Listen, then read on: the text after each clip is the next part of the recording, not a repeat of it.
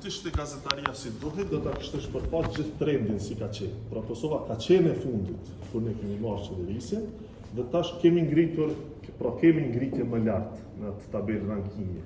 Fakt nëse shihet viteve të kaluara, pra deri në vitin 2019, diferenca e Kosovës me vende të tjera ka shku duke u rrit. Pra vende të tjera i kanë ikë Kosovës, kurse tash lere që e kemi ngushtu diferencën, por edhe kemi kaluar në shtetë, presim që shumë shpejt ky trend vazhdoj, por nëse vazhdon ky trend, dhe qeverisja e mirë, punët e mira, ti kalojmë edhe shtete të tjera. Ta që pa marrë vlerësim për gazetarin, në përdo gjithsesi, Fëmëneja e vlerëson në raportin bazë inflacionit çmimeve dhe çmime për kokë banorit. Jo, nuk është ai vlerësim. Fëmëneja aty ka raportu të ardhurat për kokë banorit të bazuar në fuqinë vlerëse, po purchasing power parity. Unë s'po bëj vlerësim, vetëm e thash që nëse shikohet trendi, pa pyetja do mund të ishte shtruar pak më ndryshe, sepse trendi tregon që Kosova ka përparim në raport me shtetet e tjera.